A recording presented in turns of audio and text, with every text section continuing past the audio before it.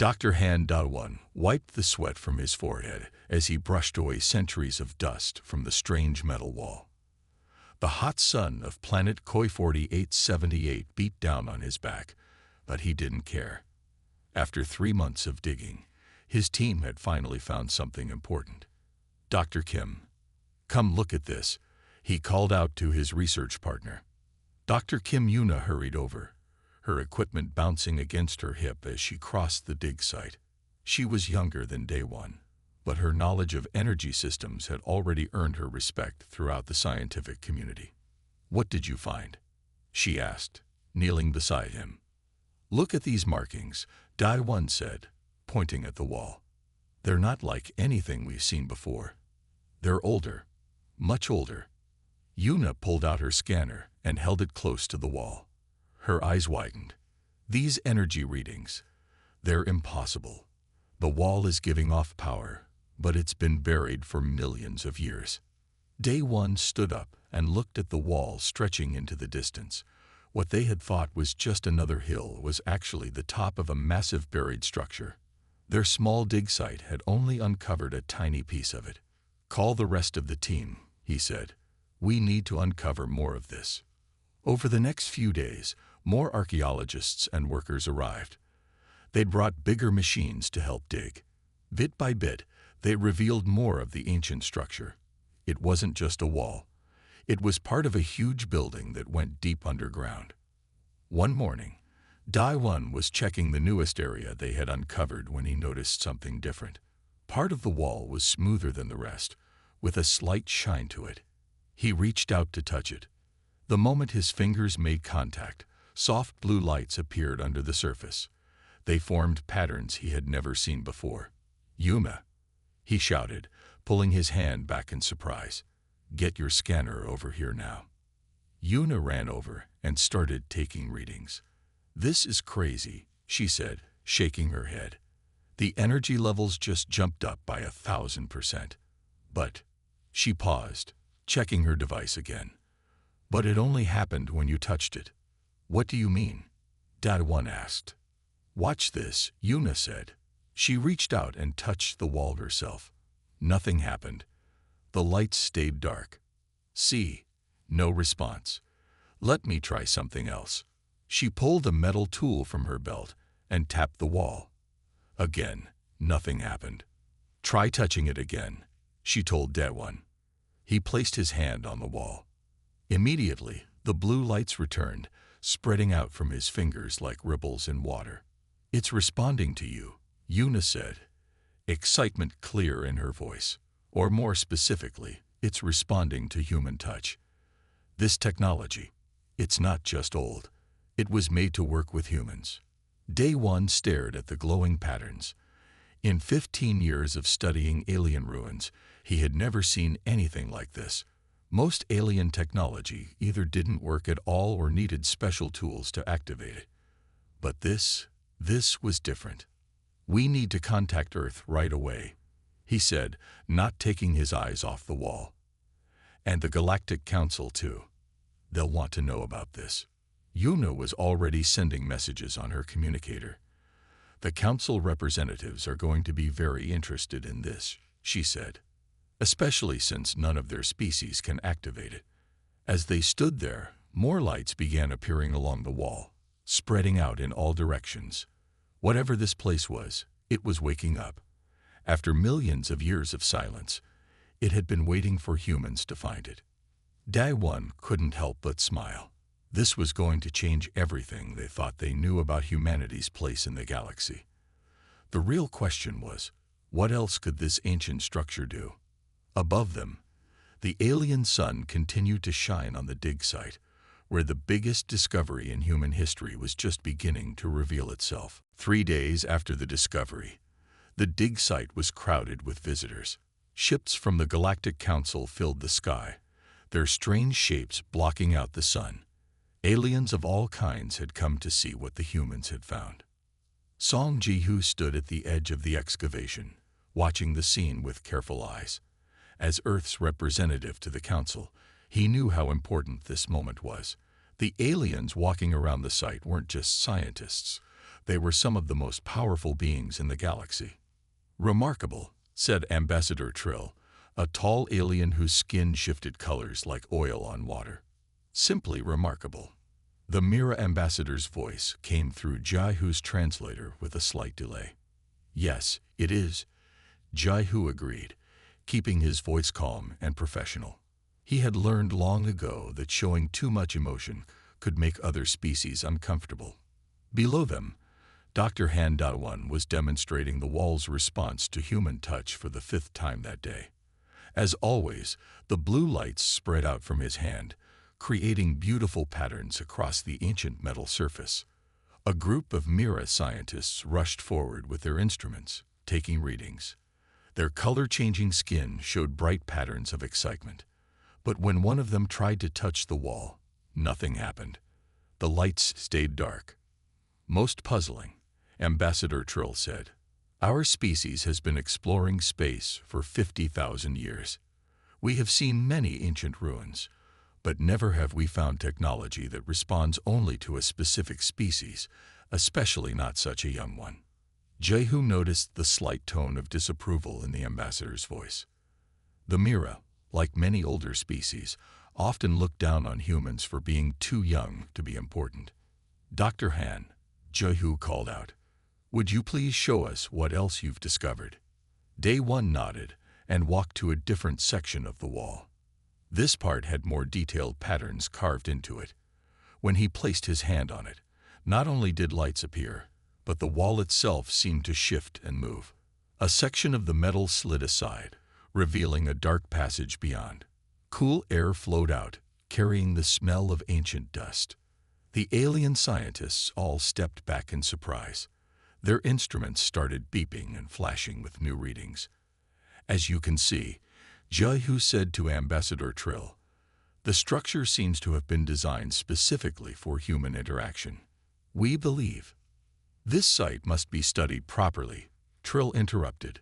The Council will need to send its own research team. For safety reasons, of course. Jehu knew what that meant. The Mira wanted to take control of the site.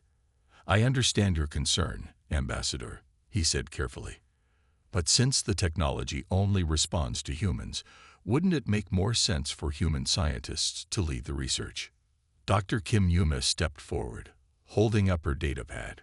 We've already mapped out several chambers beyond this entrance, she said. The energy readings suggest this is just a small part of a much larger complex. The ambassador's skin rippled with dark colors. The Council cannot allow a single species to control such an important discovery, especially not. Trill paused, choosing words carefully, especially not such an inexperienced one. Jehu felt his jaw tighten, but he kept his face calm. This was why Earth had chosen him as their representative. He knew how to stay diplomatic even when others were being insulting. Perhaps, he suggested, we could form a joint research team. Humans to interact with the technology, and Council scientists to help study it. That way, everyone benefits from what we learn. Before Trill could answer, a shout came from the entrance.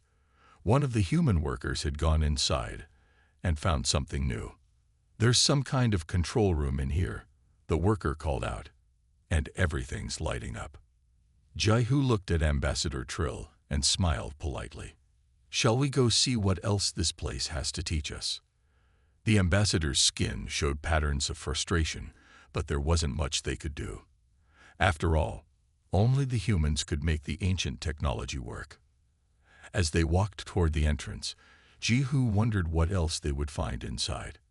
Whatever the ancient builders had left behind, it was clear they had meant for humans to find it. The question was, Dr. Lee Minji arrived at the dig site early in the morning, carrying her quantum scanning equipment. As Earth's top expert in alien computer systems, she had been called in to study the strange technology that only responded to humans. You must be Dr. Lee, Dr. Han Da1 said, walking up to greet her. Thank you for coming so quickly. Call me Ninji, she said, looking around at the busy site. Humans and aliens worked side by side, though the aliens seemed frustrated by their inability to activate any of the technology. Can you show me what you found? Day 1 led her into the newly discovered control room. The walls were covered in glowing blue patterns, activated by the human workers inside. In the center of the room stood a raised platform with what looked like a control panel. "Watch this," Day 1 said. He placed his hand on the panel. Instantly, the whole room lit up brighter, and strange symbols appeared in the air above the platform. Minji's eyes widened. "Holographic display technology," she said, pulling out her scanner. "But the energy patterns, they're unlike anything I've ever seen." She spent the next few hours taking readings and studying the symbols. Dr. Kim Yuna joined them, sharing the energy data she had collected over the past week. "Look at this," Minji said suddenly, pointing to her screen. "The energy signature from the technology. It matches human brainwave patterns." "What do you mean?" Yuna asked, leaning in to look. "When a human touches the controls, the system creates an energy field that's almost exactly like human brain activity. It's as if—" Minji paused, checking her readings again. "It's as if the technology was designed to work with human minds specifically." Just then, a young research assistant walked into the room. As soon as he entered, new patterns of light appeared on the walls. "That's been happening more and more," Day 1 explained. "The more humans that come in, the more systems activate. It's like the place is waking up, bit by bit." Minji walked around the room, studying the new patterns. "These aren't just random lights," she said. "They're star maps." She pointed to one of the patterns. "See, this is our galaxy. And these points." She touched one of the glowing dots. A new hologram appeared, showing detailed information about a distant star system. "There are thousands of points marked," Yuna said, looking at the maps. "Could they be other sites like this one?" Minji nodded. "I think so. And look at this." She pressed another dot, and new information appeared. "These aren't just maps. They're coordinates, precise locations of something." Outside the control room, they could hear the voices of alien scientists arguing with Earth's representatives. The Mira and other species were becoming more worried about what the humans might discover. "Can you copy this data?" Day 1 asked. Minji shook her head. "The system only displays information when humans are present. It won't let me download anything. But," she pulled out a small device from her bag, "I can record everything we see." As they worked, more symbols appeared on the walls. Minji studied them carefully, her excitement growing. "This is incredible," she said. "The system isn't just responding to our presence. It's learning from us, adapting to our thought patterns. The more we interact with it, the more it shows us." "But why?" Yuna asked. "Why would ancient aliens build something that only humans could use?" "I don't think these aliens just built it for humans," Minji said quietly. "I think they built it for humans to find at exactly the right time. This isn't just technology, it's a message, and we're only beginning to understand what it's trying to tell us." As if in response to her words, new holograms appeared above the platform. They showed more star maps, more coordinates, and strange symbols that seemed to pulse with their own light. The three scientists stood there, watching as humanity's greatest discovery continued to reveal its secrets. Whatever the ancient builders had planned, it was clear that humans were meant to be part of it. Outside, the alien sun was setting, casting long shadows through the dig site. But inside the control room, the lights from the ancient technology kept glowing, waiting to share more of their mysteries with the humans who could finally hear their message. Park Do-hyun didn't like what he was seeing. As Earth's military attaché at the dig site, it was his job to watch for trouble. And right now, there was plenty of trouble to watch. "They're blocking our supply ships again," he said to Song Ji-hoo, pointing at the Mira vessels hovering in the sky. "That's the third time this week." Ji-hoo frowned. The Mira ships floated like giant silver clouds, beautiful but threatening. "They say it's for safety checks," he said, "but we both know that's not true." Do-hyun walked along the site's edge, checking the security cameras he had set up. More alien ships arrived every day, and not all of them were friendly. Some came at night, trying to scan the ruins when they thought no one was watching. Inside the control room, Dr. Lee Minji was still working with the star maps. She looked tired but excited. "We've found something," she called out when she saw Do-hyun. "Come look at this." The holographic display showed dozens of new points of light. "These are all similar sites," Minji explained, "all across the galaxy. And they're all giving off the same energy signature as this one." "How many?" Do-hyun asked, already worried about what this meant. "Hundreds, maybe thousands." Minji zoomed out the map. "And here's the strange part. They form a pattern, like a network." Before she could explain more, alarms started ringing. Do-hyun rushed to check the security feeds. A group of Mira scientists had tried to enter a restricted area, carrying strange equipment. "Not good," he muttered, sending guards to stop them. When the Mira were caught, they claimed they were just lost. But the equipment they carried was designed to take genetic samples. "They're getting desperate," Jae-hoo said when Do-hyun told him what happened. "They can't stand that only humans can use this technology. Now they want to know why." Later that day, Dr. Han Da-won called an emergency meeting. The room was full of worried faces, both human and alien. "We've received reports from other human colonies," Da-won said. "Some alien groups are trying to capture humans for testing. They want to study our DNA, our brains, anything that might tell them why we can use the ancient technology." Do-hyun wasn't surprised. He had seen this coming. The older alien species had always looked down on humans, but now humans had something they couldn't understand or control. "There's more," Dr. Kim Yuna added. "The energy readings from the ruins are getting stronger. Whatever this place is, it's not just a building. It's waking up." As if to prove her point, new lights started appearing on the walls. They spread across the surface like waves, forming new patterns no one had seen before. "We need more security," Do-hyun said. "And we need it now. This isn't just about protecting the site anymore. We need to protect our people." Ji-hoo nodded. "I'll contact Earth. But we have to be careful. If we bring in too many troops, the Galactic Council might see it as a threat." "They already see us as a threat," Do-hyun said, "because we can do something they can't. And that scares them." Minji spoke up from her workstation. "The ancient builders must have known this would happen. They must have known other species would try to take control. But why choose humans?" Yuna asked. "Why give us this power?" Before anyone could answer, the lights in the room changed color. The blue glow turned to a deep purple, and new holograms appeared. They showed images of planets, stars, and what looked like giant machines buried beneath alien worlds. "I think," Minji said slowly, "we're about to find out." Outside, more alien ships appeared in the darkening sky. But inside the ancient ruins, the humans kept working, knowing they were part of something bigger than anyone had imagined. The real question was, were they ready for what would come next? Dr. Han Da-won couldn't believe what he was seeing. The hologram floating in front of him showed something impossible, a map of tunnels connecting different parts of the galaxy. "It's a transportation network," Dr. Lee Minji said, her voice filled with excitement.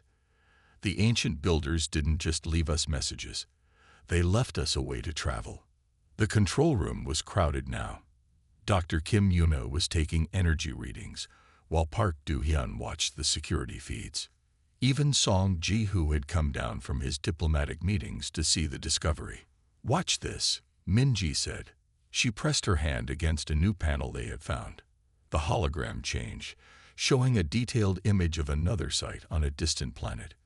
"These aren't just maps. They're destinations." Yuna's scanner started beeping rapidly. "The energy levels are rising," she said. "It's like the system is getting ready to do something." Suddenly, a section of the wall began to move. Metal panels slid aside, revealing a large circular chamber they hadn't seen before. Inside, strange symbols glowed on the floor and ceiling. "It's some kind of transport room," Minji said, checking her readings. The energy patterns matched the ones we saw in the star maps. Day One walked into the chamber carefully. As soon as he stepped inside, the symbols grew brighter. A soft humming filled the air. "The system is responding to your brainwaves," Minji explained, "just like before. But this time, it's doing more than just showing information. It's activating something." Outside the ruins, they could hear the alien scientists getting excited. Their instruments must have detected the power surge. But when a group of Mira tried to enter the chamber, the lights dimmed, and the humming stopped.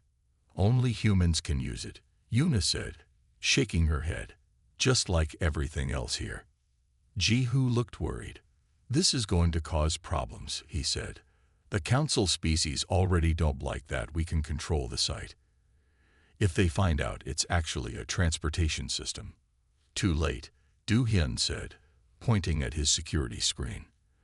Alien ships were moving into position above the dig site. They already know something's happening. Minji kept working at the control panel, her fingers moving quickly over the glowing symbols. "There's more," she said. "The network. It's not just for traveling between planets. It's designed to transport whole ships." The chamber's walls suddenly lit up with new patterns. They showed massive docking bays hidden underground, big enough to hold the largest spaceships. "The builders created a whole system of faster-than-light travel," Minji said. "And they made it so only human brains could control it. Do you understand what this means?" Day One nodded slowly. "It means humans aren't just random users of this technology. We're meant to be its controllers, its guardians." A loud alarm started ringing. Du Hyun checked his screens again and frowned. "The Mira ships are powering up their weapons," he said. "They're not going to let us keep this power to ourselves." But before anyone could react, the ruins themselves responded. Energy fields appeared around the site, creating a protective shield. The ancient builders had thought of everything. "We need to contact Earth immediately," Jihu said. "They need to know what we found." And he looked around at the glowing chamber. "They need to know what we're about to become." Day One stood in the transport chamber, feeling the energy pulse around him. After all his years studying alien ruins, he had never imagined finding something like this. The ancient builders hadn't just left humans a gift. They had left them the keys to the galaxy. "The question isn't just why they chose us anymore," Minji said quietly. "The question is, what do they want us to do with all this power?" As if in answer, new holograms appeared, showing more chambers, more systems, more secrets waiting to be discovered. The greatest journey in human history was just beginning. Dr. Kang Sun-mai arrived at the dig site just as the sun was rising. As one of Earth's top geneticists, she had been called in after they found strange symbols that looked like DNA patterns in the ruins. "You need to see this right away," Dr. Han Dai-won said, leading her to the control room. The walls were covered in glowing symbols that seemed to move and change. Dr. Lee Minji was already there, working with the computer systems.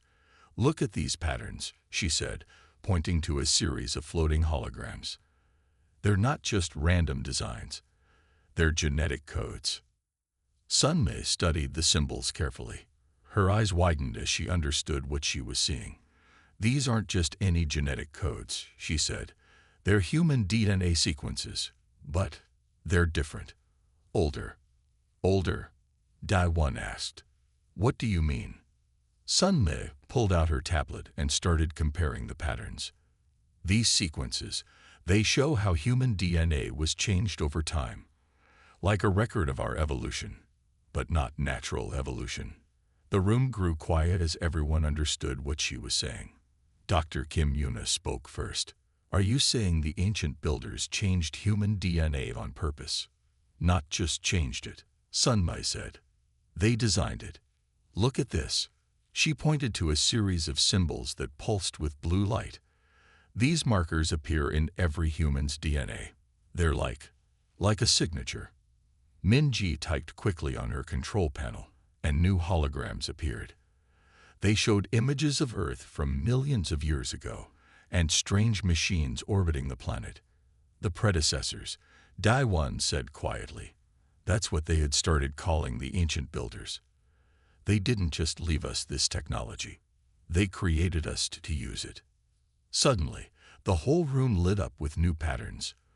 The walls, floor, and ceiling became covered in flowing symbols that told a story. The story of how the predecessors had visited Earth long ago, when humans were just beginning. They guided our evolution, Sun Mai said, reading the symbols, changed our brains to work with their technology, made us into what we are now. Park Do-hyun, who had been quietly watching the security feeds, spoke up. But why? Why create a whole species just to use their technology? More images appeared, showing great battles between ancient species, terrible weapons that could destroy whole stars.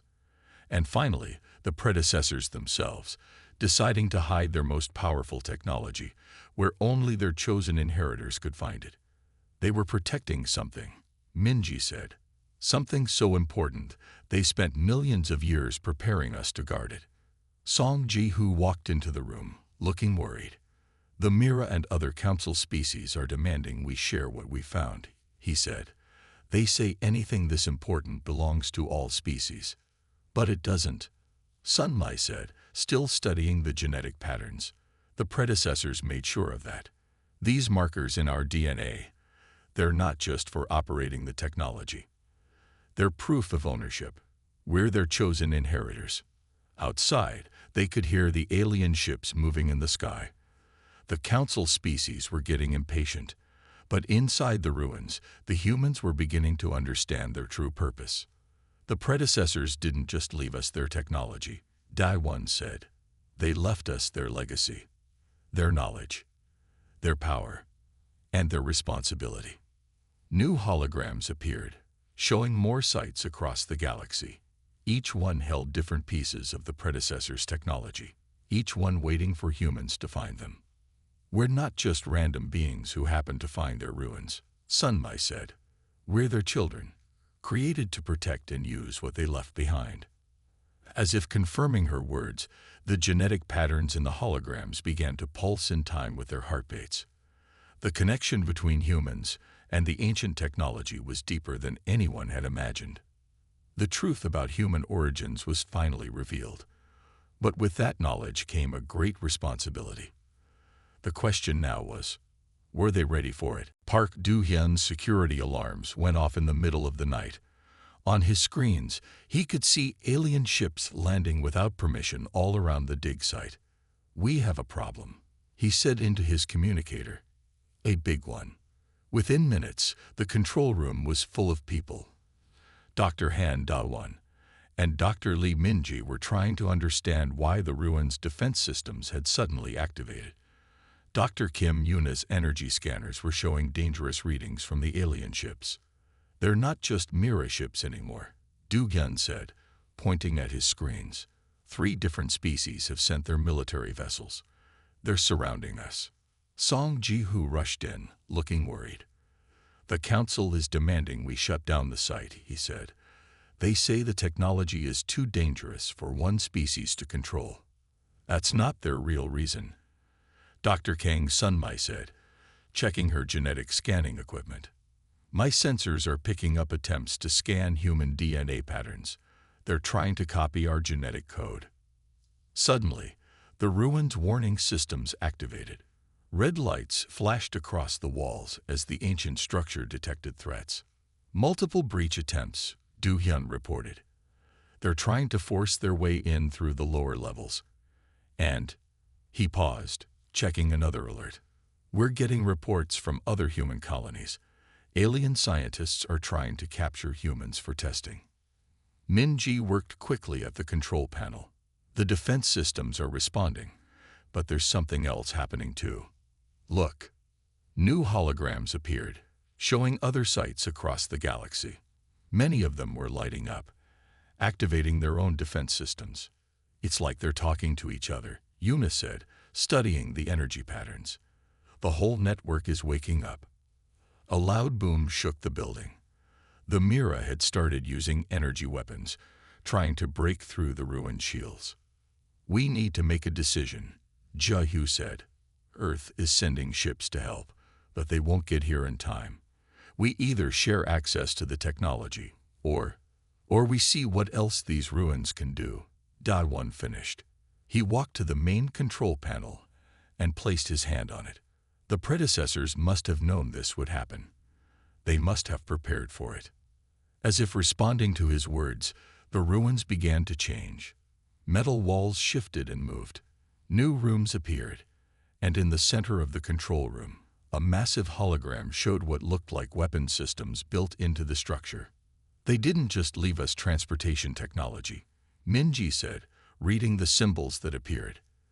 "They left us a way to protect it." More alarms sounded. The alien ships were charging their main weapons. "Whatever we're going to do, we need to do it fast," Do-hyun warned. Dae-won looked at his team. They had all worked so hard to understand this place, to unlock its secrets. Now they had to decide how to use them. "The predecessors chose humans for a reason," he said. "They trusted us with their legacy, but they also gave us a choice about how to use it." Sunmai spoke up from her station. "The genetic markers in our DNA, they're not just for accessing the technology. They're a key to controlling everything the predecessors built. We can activate the whole network."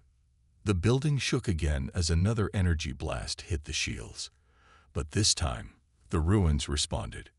Energy began flowing through ancient systems that had been sleeping for millions of years. "It's not just this site anymore," Minji said, watching the holograms. "Every ruin, every hidden structure the predecessors built, they're all coming online, waiting for our command." Outside, the alien ships moved closer, their weapons ready to fire.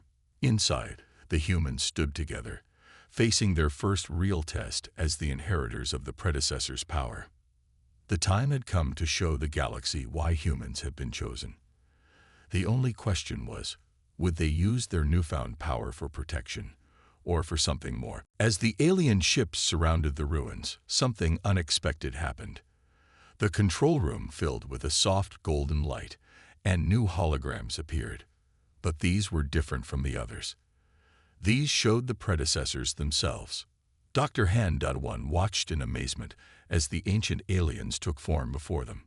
They were tall, graceful beings of light and energy, and they had left a message.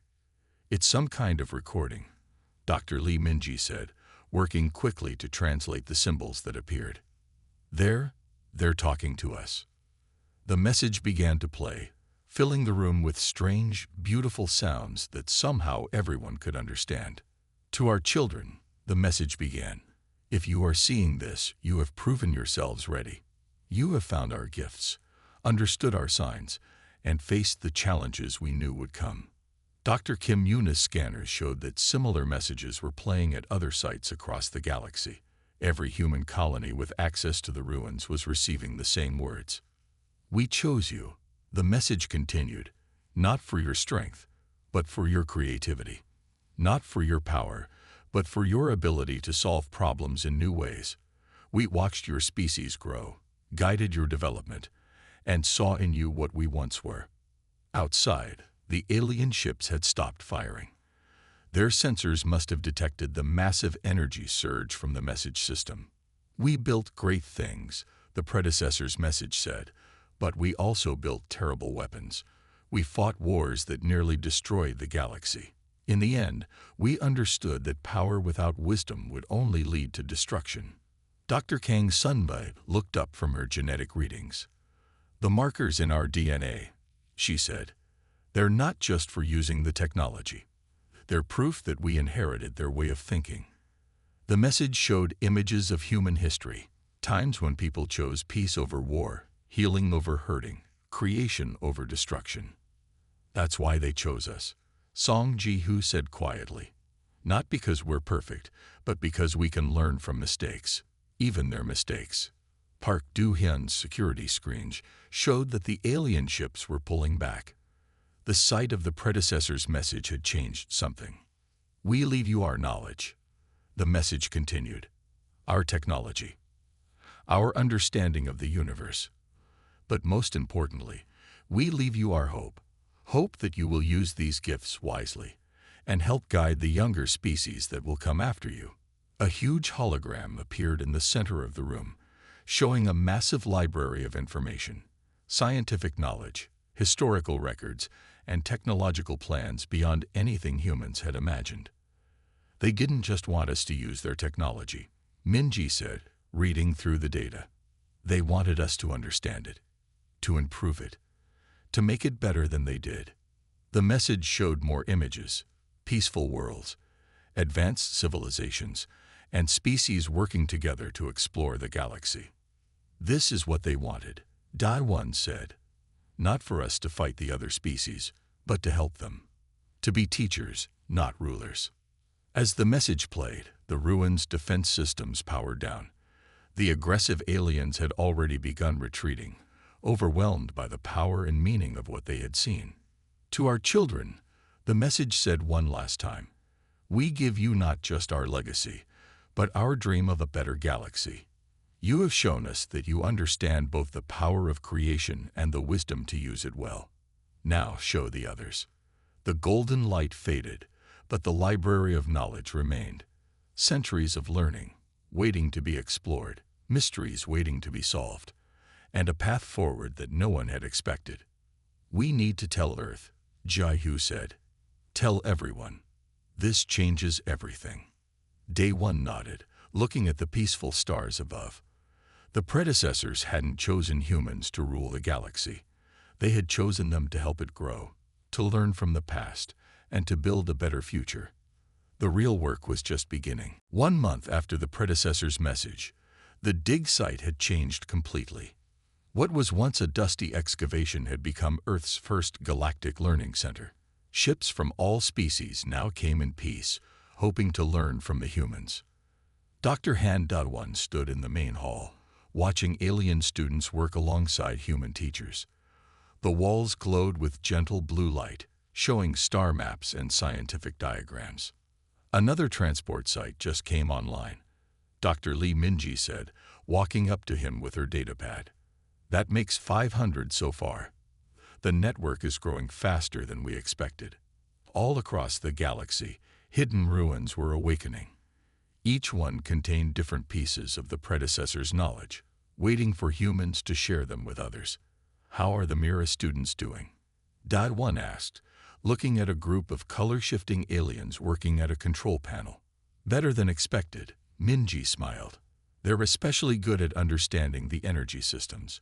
Once they stopped trying to take control and started learning, everything changed. Dr. Kim Yuna joined them, carrying new sensor readings. The genetic research is going well too, she said. Dr. Kang's team has figured out how to help other species interface with some of the simpler systems. Not like we can, but enough to learn from them. In the center of the hall, Song Ji-Hu was meeting with representatives from 20 different species. What was once a tense diplomatic situation had become a cooperation council. The younger species are the most eager to learn, he told Dai-1 later. They don't have the old prejudices about humans being too young or too simple. They just want to understand. Park Do-hyun's security teams now spent more time helping visitors than watching for threats. The defensive systems built by the predecessors had become teaching tools, showing how to protect worlds without destroying them. Look at this, Minji said, pulling up a new hologram. It showed thousands of points of light across the galaxy. Every bright spot is an active learning center. And there are more going online every day. The predecessor's transport network had turned out to be more than just a way to move between stars. It was a web connecting all species, helping them share knowledge and work together. The Council has officially recognized Earth as the guardians of the predecessor's legacy, Jai-Hu announced during the evening meeting. They're asking us to help establish learning centers on every major world. Dr. Kang Sun-Mi's genetic research had shown something amazing. The predecessors hadn't just made humans capable of using their technology. They had made humans good at teaching others how to understand it. It's in our DNA, she explained. The ability to take complex ideas and make them simple, to help others learn and grow. That's why they chose us. As the sun set outside, Dai-1 walked through the transport chamber that had started everything. The symbols on the walls still glowed, but now they seemed less mysterious and more like old friends. Ready for the first official transport? Minji asked, joining him at the controls. Dai-1 nodded. Above them, Earth's first official teaching ship waited to use the ancient network. It would carry human teachers to help set up new learning centers across the galaxy. The predecessors were right about us, he said, placing his hand on the control panel. We needed to find their gift at just the right time, when we were ready to learn from it, not just use it. The transport system activated, creating a path through space. But this time, it wasn't just carrying people or ships. It was carrying hope for a better future. As the teaching ship disappeared into the network, Dai-1 thought about how far they had come. From a dusty dig site to the center of a new age of learning. The predecessors' greatest gift hadn't been their technology. It had been their trust in humanity's ability to help others grow. The galaxy was entering a new age, and for once, it wasn't about power or control. It was about learning, teaching, and working together, just as the predecessors had hoped it would be. High above, the stars seemed to shine a little brighter, as if they too were ready for what would come next.